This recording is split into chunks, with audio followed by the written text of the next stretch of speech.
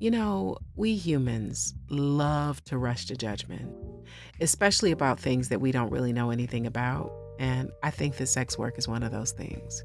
I mean, even just hearing me say the words sex work probably conjured some thoughts and images for you: bodies, morality, danger, exploitation, transgressions, and sin. And those are all part of the conversation. I mean, we'd be lying to ourselves if we pretended that it wasn't, but that's not the whole story because there's so much nuance. Isn't there always so much nuance? I think we need to talk about it. So, before we go on, though, I do want to be clear. I am talking about consensual adult sex work. I'm not talking about trafficking or coercion or exploitation. I'm talking about people who choose sex work as their vocation for their own reasons. Hey, lovers. This is Sex in Real Life, honest conversations about sex and relationships beyond 40. I'm your host, Stacey Herrera. Sex work, you know, formerly known as prostitution, right? It's the oldest vocation, or so they say. But it's also one of those topics that people flatten pretty quickly. And maybe because it touches on so many things that we already have complicated feelings about, desire and shame and loneliness and power, control, judgment, freedom. And sex work pulls on all those tender little threads that we keep trying to tuck away. But if we're honest, and we are being honest here, a lot of people are reacting to the fact that sex work doesn't fit neatly into the stories we tell ourselves about sex, relationships, and intimacy.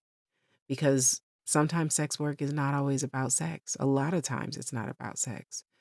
It's sometimes about being seen or touched, about having a conversation or just being in someone's company. Maybe it's about permission or relief. Sometimes it's about a person who feels lonely but doesn't want romance.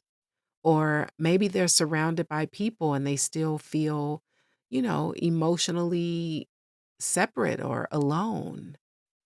Maybe they don't want a relationship, but they still want connection. Maybe they still want to feel wanted. Maybe. Maybe they still want to be seen, but maybe not always, maybe not always.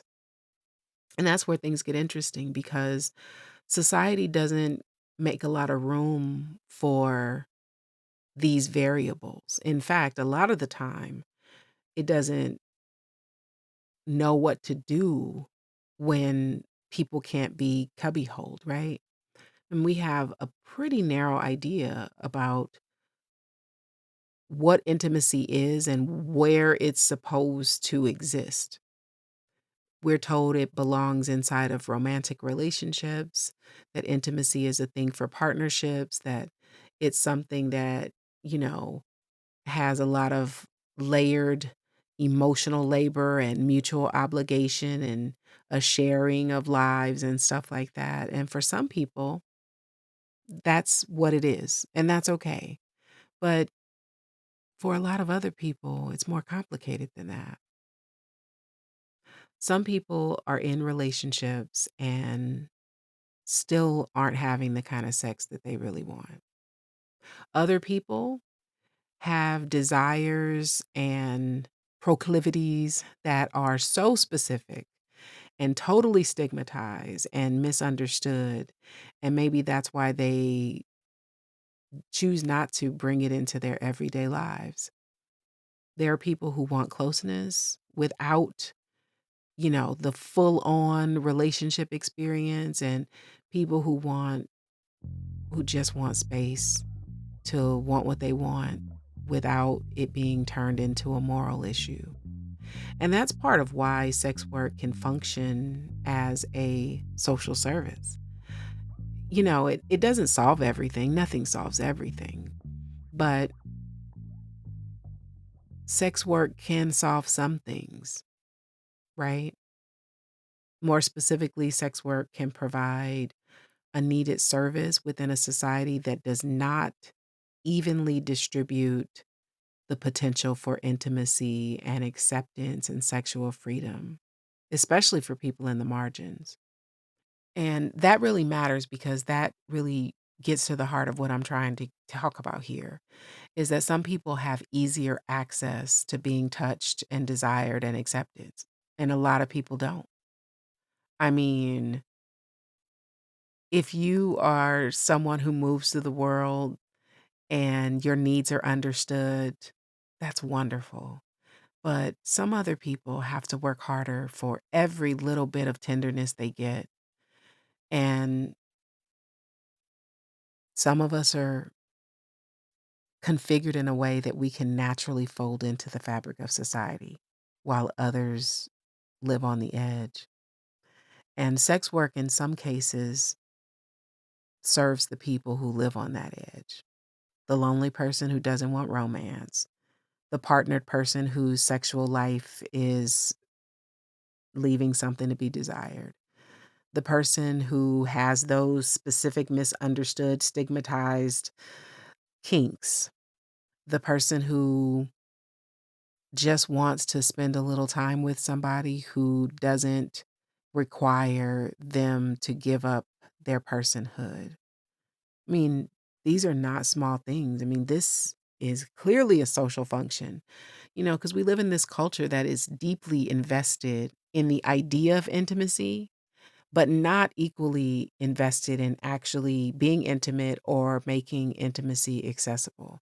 I mean, we talk constantly about love and partnership and fulfillment, but we leave a lot of people without a place to put their unmet needs, so they got to get in where they fit in. And shame, just so we are aware, is something that we all have or do experience, but it is a terrible manager. Shame is a terrible manager for human life. It mostly makes people hide.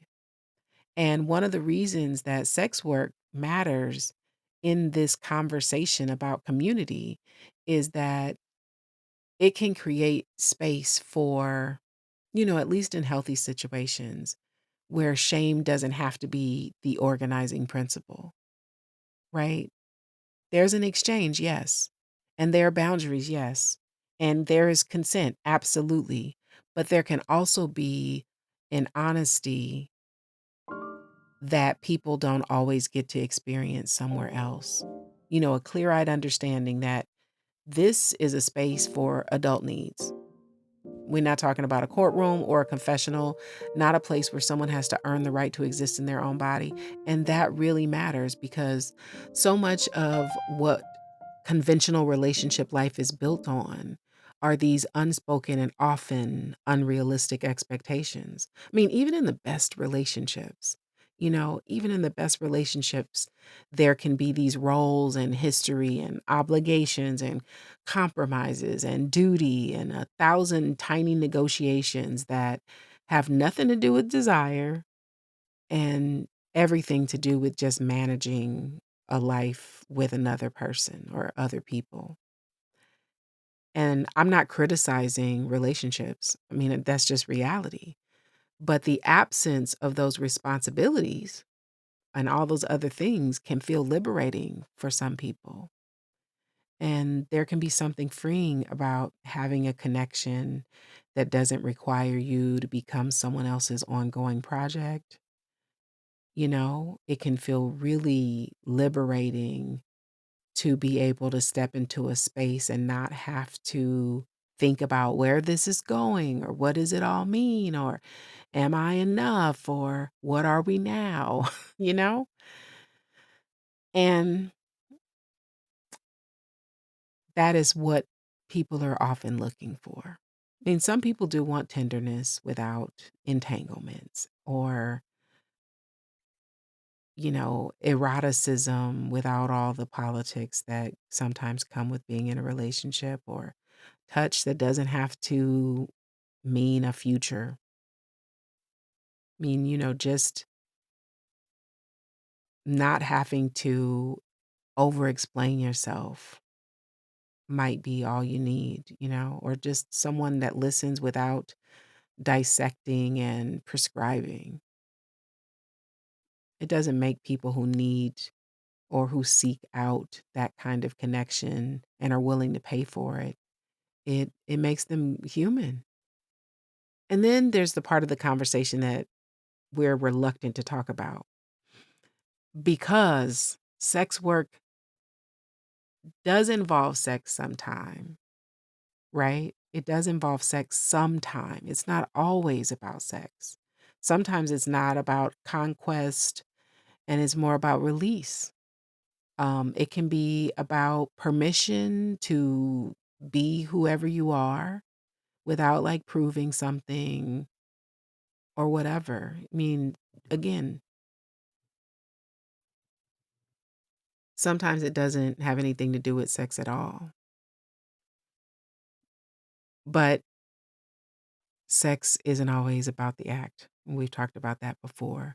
But if we're being honest, we all know that sex can get really crowded and overloaded with other people's expectations. And then there's manners and insecurities and the cultural ideas about what's attractive and what's acceptable and what's clean and what's dirty and what's normal and all of that. And for some people, sex work can provide a space where judgment is reduced enough that they can breathe and be. And that doesn't mean that there is no respect there. In fact, respect is essential. It doesn't mean that there's no consent. Consent is the center of it. Again, we're talking about adult, healthy, consensual sex work. It doesn't mean that sex workers should be like exploited or treated as if they exist for someone else's emotional convenience. None of that. What I'm talking about here is simple and human. In healthy sex working situations, there can be an understanding that allows space for someone to just be. And there's something deeply human about that. Not the fantasy or the stereotype, just allowing someone to be in the space where they get to be desired without having to jump through all the hoops. And that's really important for some people. So, sex work in that context can be a place where mismatches can be acknowledged and not condemned, where there's no justification necessary for whatever you long for. And to me, I think that's part of the nuance. I mean, I'm not saying that sex work is for everyone, because it's not. And I'm not saying that all sex work is ethical or safe. It isn't. And I'm definitely not advocating for infidelity or saying that every time someone has an unmet need that they should start engaging in secret, sneaky behavior. I'm not saying that. It's not that simple. Maybe it is that simple, but it's harder too. Because really what I'm saying is I'm just acknowledging that sex work can meet needs that are broader than our culture allows, you know, and recognizing that people on the margins have needs, and understanding that desire takes many forms.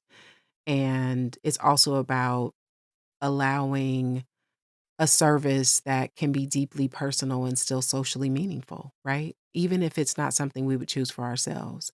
So maybe the question isn't whether sex work is good or bad in some moralized sense. Maybe a better question is, what does our struggle to hold the complexity of desire say about us as a culture? Hmm. Maybe the better question is, what does our struggle to hold the complexity of desire say about us as a culture? That's something to think about. If this episode invited you into a different level of consideration. Not a verdict, but a level of consideration. And if you feel inclined, share it, tweet it, post it, stack it, text it, or whatever. And if you enjoy this podcast and you feel compelled, take a moment to leave a 5-star rating or review. It really does help other people to find these conversations. Next week, we are going to talk about why we humans are so determined to tie sex and intimacy together. Right? Seems like a natural segue after this episode. So basically we're going to be talking about the tension between biology and meaning. Definitely a don't want to miss conversation. So until then, take good care. Ciao.